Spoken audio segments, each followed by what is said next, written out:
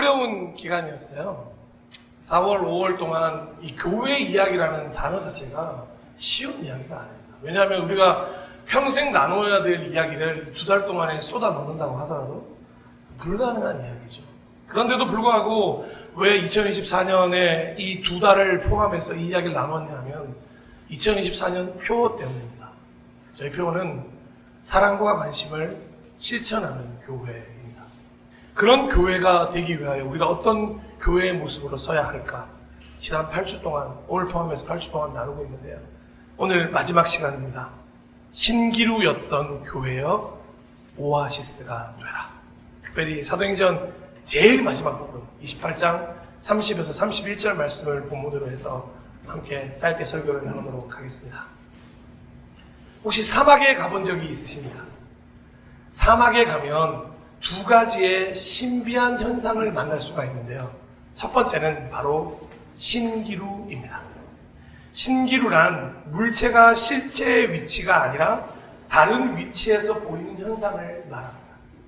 주로 사막에서는 윗공기가 차갑고 아래쪽은 복사열로 뜨거워서 굴절이 일어나기 쉬워서 사막 지역에, 보통 평원 형태의 지역에 먼 곳으로 신기루가 보이는 경우가 있다고 합니다.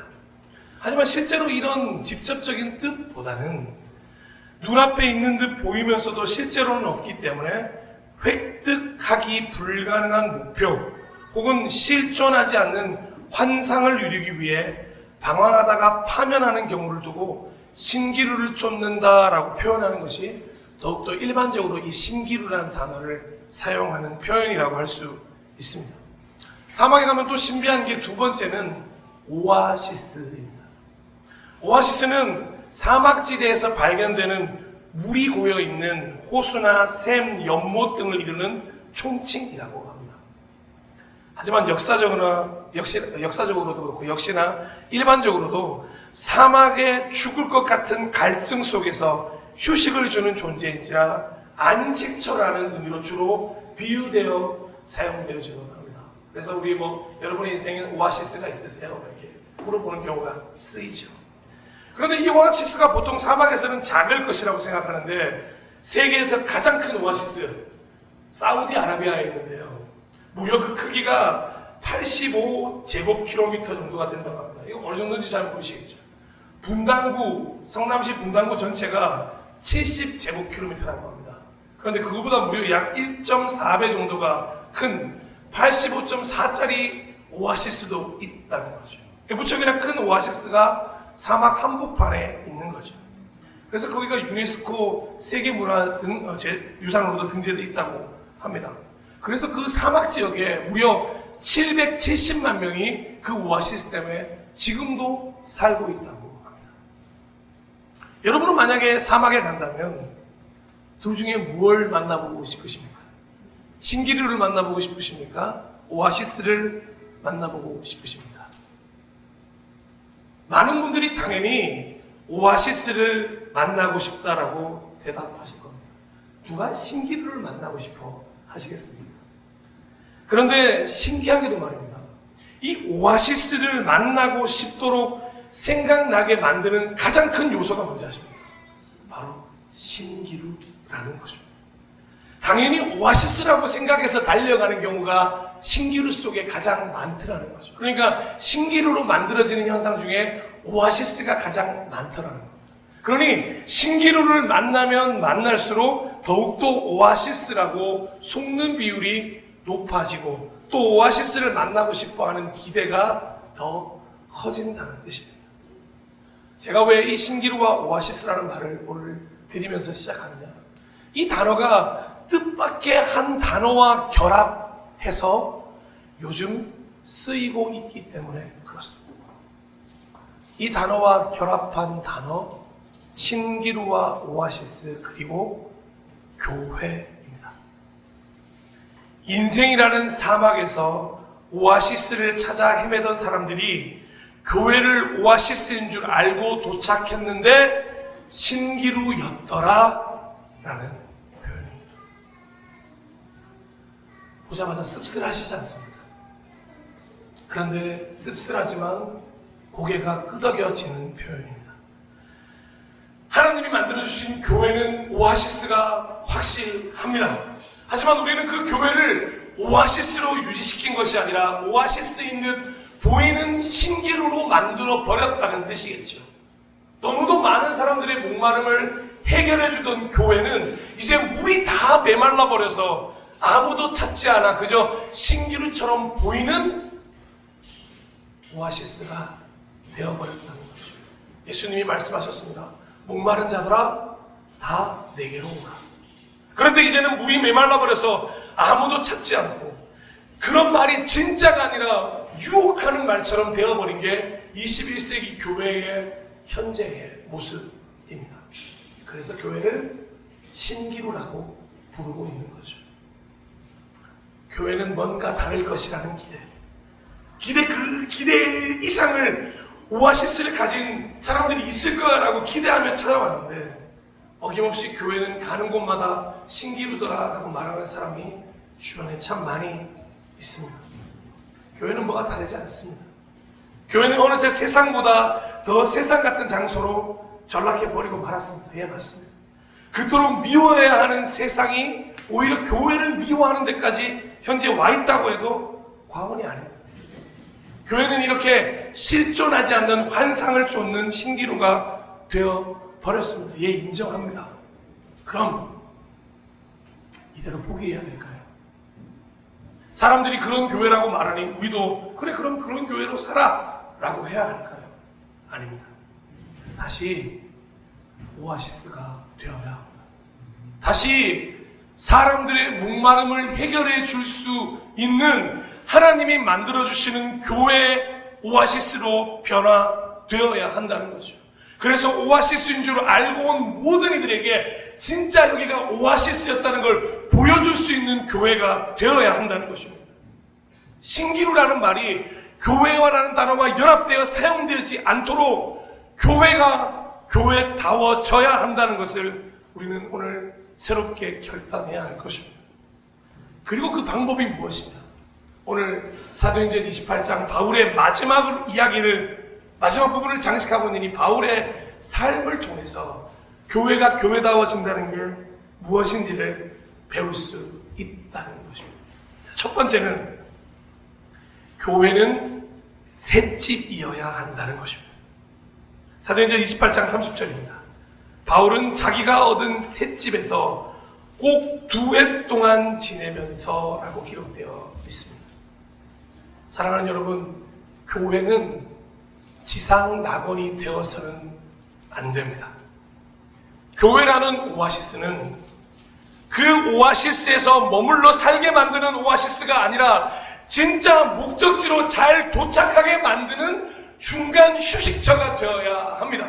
진짜 하나님의 나라를 가기 전에 그 하나님의 나라를 맛보아 알 수 있는 오아시스가 현재 우리의 교회여야 한다는 것입니다. 잠시 들르는 곳이다.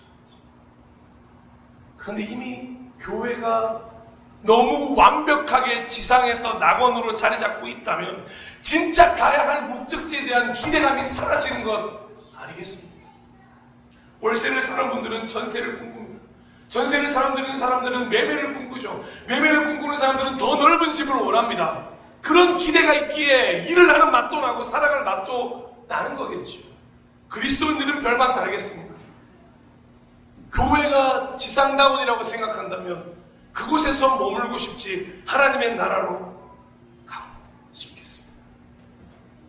그래서 교회는 셋집이어야 합니다.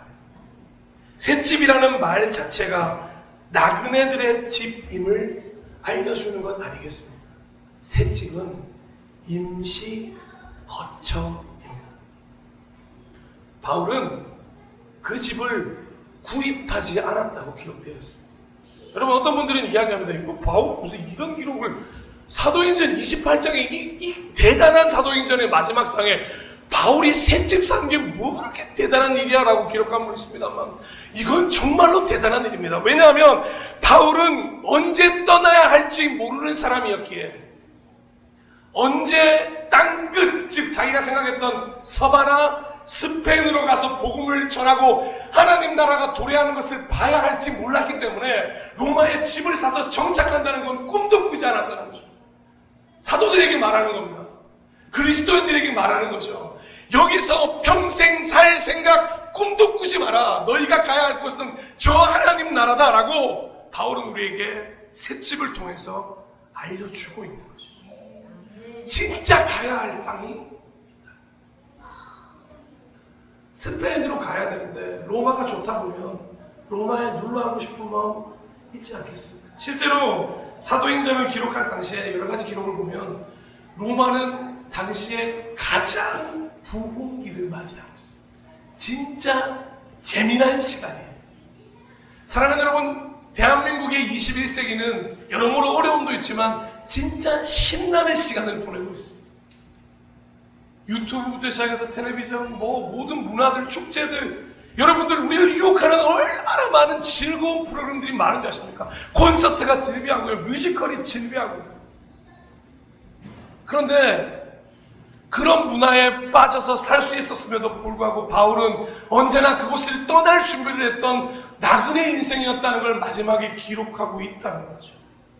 그래서 다시 한번 우리는 하나님이 허락하신 순례의 삶을 살아야 한다는 걸 명심해야 한다는 거죠. 교회라고 하면서 순례의 삶을 살지 않고 다시 완벽한 하나님의 나라에 갈 생각조차 없다면 우리는 정말로 물이 메말라버린 신기루가 될 수밖에 없다는 거죠. 그러니 교회는 셋집이면 충분합니다. 좋은 시스템 있으면 좋죠. 좋은 화장실, 좋은 식당 있으면 좋겠죠. 그런데 제가 없어서 그런 말을 드리는 게 아닙니다. 절대 자격지심 아닙니다. 솔직히요, 여기보다는 하나님 나라가 좋을 것 같아서 기대가 됩니다. 여기가 정말 다이아몬드 금 가득하고 저 막 월 사례비 1억 주시고 막 이러면 제가 천국 가고 싶겠습니까? 안 가고 싶어요. 막 내려만 가면 차가 한 200대 서 있고 막 오늘은 뭐 탈까 그러고, 음향은 어떤 거 쓰나요? 이번 마이크는 500만 원짜리 드릴까요? 600만 원짜리 드릴까요? 이번에 기타 하나 샀습니다. 1억짜리요. 이렇게 하면 이게 우리가 정말 기대감이 생길까요? 그럼에도 불구하고 1억짜리 기타는 땡기긴 하네요. 라고 생각할까요? 사랑하는 여러분, 부족함이 많습니다. 바울은 그걸 선택한 거예요. 일부러 부족함을 선택한 거예요. 편할 수 있고 괜찮게 살아갈 수 있었어요. 로마 시민권자이기 때문에 로마에 사는 건 꽤 괜찮았습니다. 바울이 가말리엘 문화에서 공부할 만큼 돈도 여유로운 집안의 사람이었습니다. 그런데 왜 굳이 그가 셋집을 선택했냐? 그것이 끝이 아니고 진짜 목적지로 떠나기 위해 몸을 가볍게 만들어야 한다는 것 우리에게 보여주고 싶은 거죠. 사랑하는 여러분, 교회는 너무 부자가 되었습니다.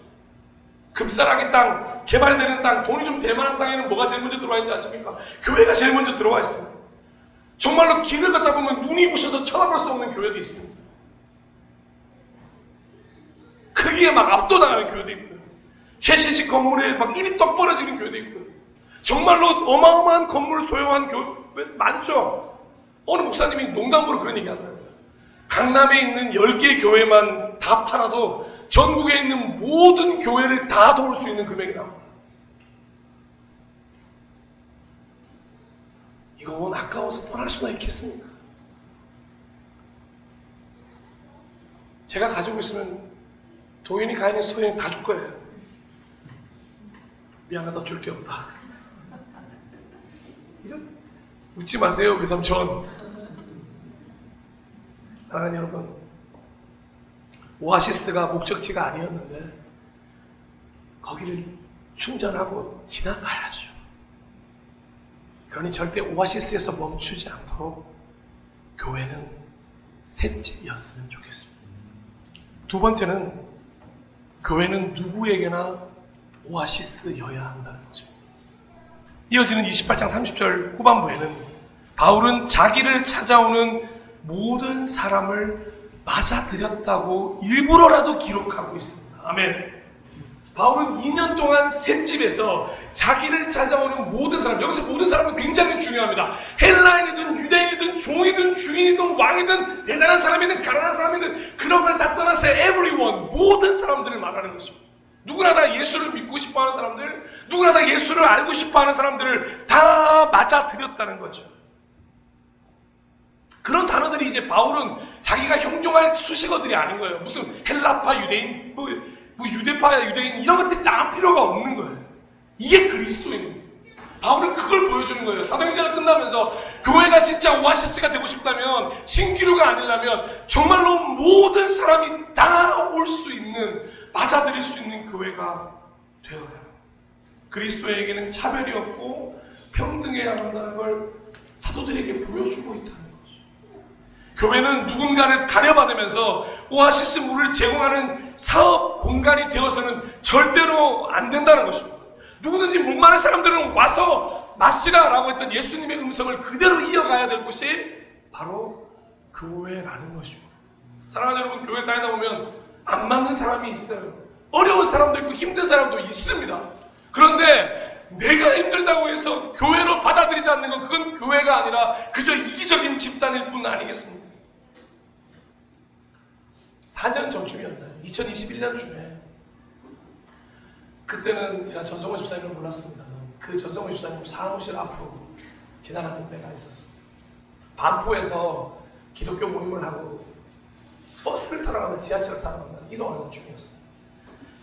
근데 어떤 한 교회, 눈이 부신 한 교회를 만나게 됩니다. 거기서 안타까운 광경을 하나 목격하게 돼요. 크고 화려하고 웅장하게 빛나서 그 교회 이름조차 바라보려면 눈을 씻고 선글라스를 끼다 볼 수 있는 교회가 있습니다. 근데 그 화려한 장식들, 그 앞에 한 명의 노숙자가 벤치에 누워 계십니다. 이렇게 젊은 같이 동역하는 목사님들과 함께 걸어가다가 동시에 다 자리를 선 거예요. 그리고는 그 광경을 보면서 그 자리에서 너무 마음이 이상해서 울기 시작했어요. 그냥 제 모습 같기도 하고 그냥 무기력한 것 같기도 하고 그냥 교회라는 자체가 너무 갑자기 싫어지는 거예요.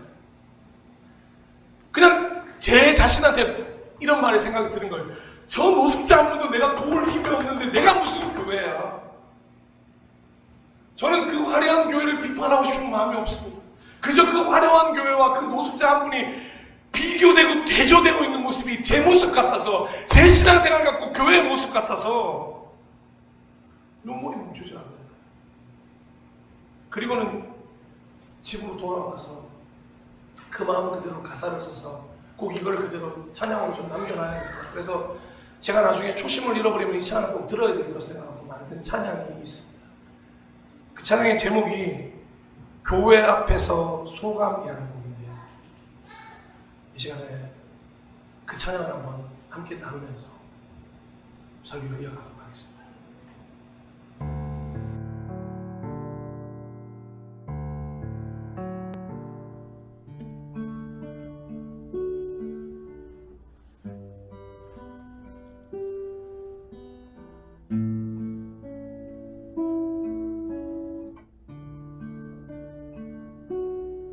목마른 인생길 생수를 마시려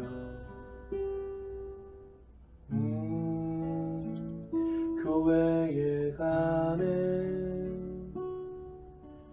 하지만 아무도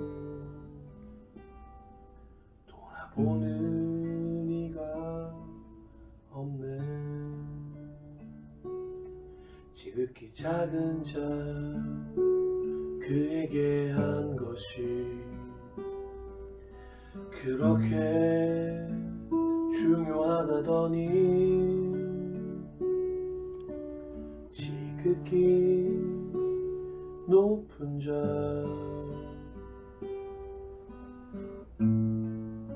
그들만 보고 있네. 그 외엔 아무것도 없네. 사랑쯤은 남았을 줄 알았는데 교회엔 아무것도 없네. 하나님을 어디다 버린 것일까? 교회엔 아무것도 없네. 성경책만 덩그러니 먼지만 가득. 교회엔 아무것도 없네. 교회라고 부르려니 마음 아프네. 세상을 많이도 걱정한 교회는 변해버렸네. 이제는 세상이 교회를 걱정하네.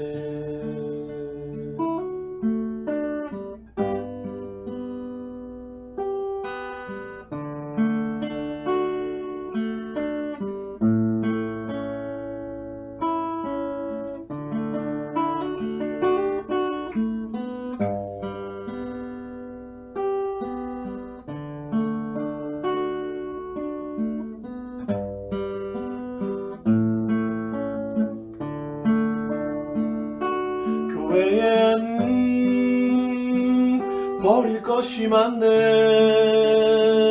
미움, 다툼, 시기, 질투, 마음의 병들. 교회엔 버릴 것이 많네. 네 편 내 편 권력 다툼, 치열한 전쟁. 교회엔 버릴 것이 많네. 내가 진리 날 따르라 헛된 목자들. 교회엔 버릴 것이 많네. 그런데 왜 하나님이 버려져 있나? 그런데 왜 말씀이 버려져 있나? 그런데 왜 사람이 주인공인가? 세상을 많이도 미워한 교회는 닮아버렸네. 이제는 세상이 교회를 미워하네.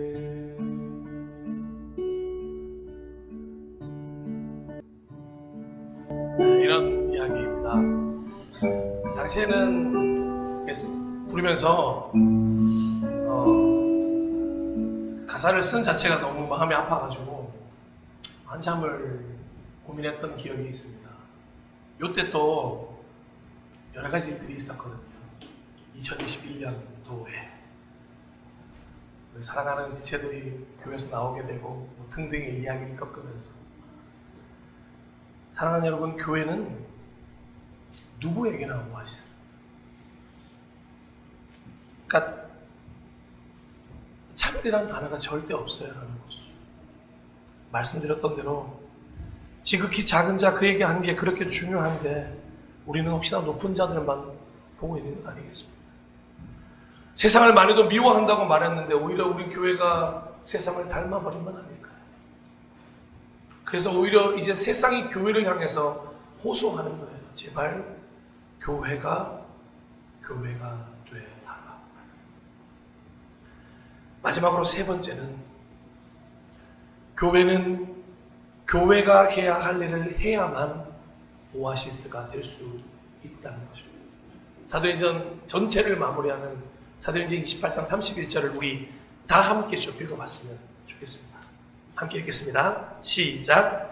그는 아무런 방해도 받지 않고 아주 담대하게 하나님 나라를 전하고 주 예수 그리스도에 관한 일들을 가르쳤다. 아멘. 왜 사도행전의 제일 마지막 글귀가 이 구절일까? 진짜 많이 고민했어요. 뭔가 화려한 마무리, 아니 특별한 마무리를 좀 기대했는데 별로 큰 의미가 없어 보이는, 뭐 당연한 일 아니야? 그런데 그렇게 생각했던 제 생각과 완전히 반대로, 이것이 신기루였던 교회에서 오아시스가 되기 위해 교회가 반드시 회복해야 할 일이기 때문에 사도행전 마지막을 통해 우리에게 당부하고 있다는 생각이 들었습니다. 진짜 교회가 되기 위해서는 반드시 교회만이 할 수 있는 일을 해야 한다는 것입니다. 교회가 해야 할 가장 중요한 일들을 절대 놓치지 말아야 한다는 거죠. 그 중에 첫 번째가 뭡니까? 교회는 하나님 나라를 전해야 한다는 것입니다.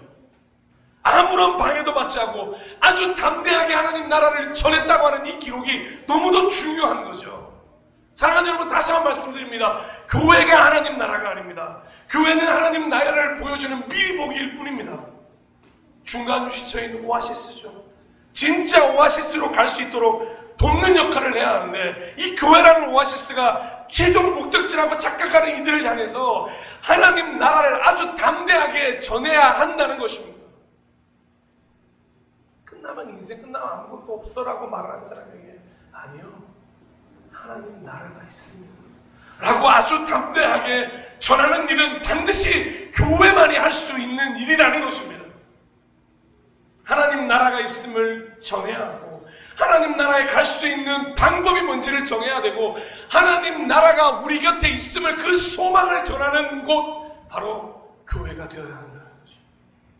또한 교회는 주 예수 그리스도에 관한 일들을 가르쳐야만 오아시스가 될 수 있다는 거죠.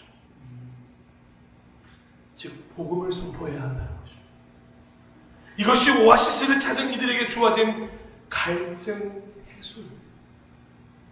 교회가 복음을 선포하지 않으면 신기루가 되는 것을 떠나 정말 악이 될 수 있다는 것을 명심해야 하는 것입니다. 물은 물인데 말 알아서 써서 마실 수 없는 물이 교회가 되어서는 안 된다는 것입니다.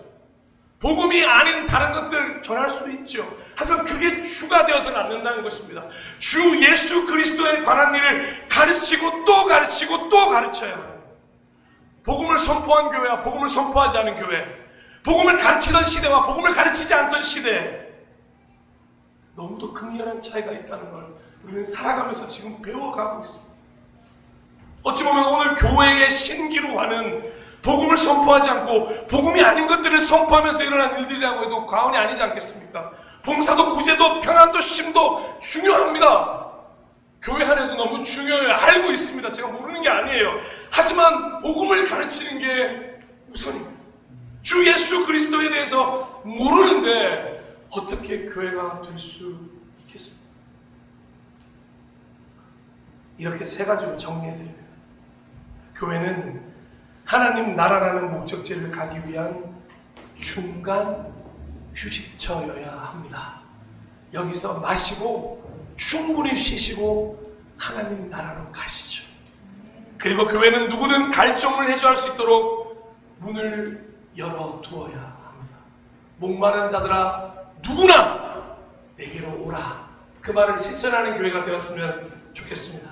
그리고 방금 말씀드린 것처럼 교회는 반드시 하나님 나라를 전하고 주 예수 그리스도에 대한 모든 것을 가르칠 수 있기를 축복합니다.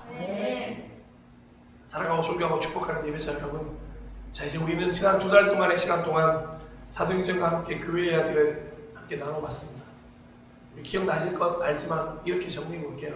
첫 번째는 교회는 함께 한 마음으로 하나님 아버지의 마음을 가진 교회로 유지되는 공동체라고 나누었습니다. 두 번째로 교회는 지금도 호감을 살 수 있고 부흥할 수 있는 교회가 될 것이라고 믿었습니다. 세 번째는 교회는 거룩한 부담을 내려놓고 자원하여 섬기는 공동체가 되어야 한다고 나누었습니다. 네 번째는 이 시대의 거대한 문화에 휩쓸리는 것이 아니라 고넬료처럼 그 거대한 문화를 딛고 일어설 수 있어야 한다고 이야기를 나누었습니다. 5월에 들어 첫 번째는 교회는 믿음을 가진 교회, 믿음으로 기도하는 교회가 되어야 한다고 나누었습니다. 여섯 번째로 교회는 더불어 함께 울고 웃는 교회에 대한 주인의식을 가진 이들의 공동체라고 나누었습니다. 지난주에는 교회는 성령 하나님의 임재를 통하여 성령에 불타는 교회가 되어야 한다고 나누었습니다. 그리고 오늘 마지막으로 교회는 신기루가 아니라 오아시스가 되어야 합니다. 이것이 하나님이 사도행전을 통해 보여주신 교회 이야기입니다. 그리고 이 교회 이야기는 바로 우리 살아나서 살리는 교회의 스토리가 될 것입니다. 그러기 위해서는 함께 만들어가야. 그리고 여러분 각자의 이야기이기도 합니다. 여러분이 교회이기 때문에, 우리가 교회이기 때문에, 당신이 교회이고 제가 교회이기 때문에 하나님께서 이 많은 교회들을 통하여 하나님의 일들을 행하실 것을 믿습니다. 이 사도행전의 기록이 여기서 끊어지는 게 아니라 저와 여러분, 우리라는 교회를 통해 오늘도 이어질 것을 믿습니다. 할렐루야.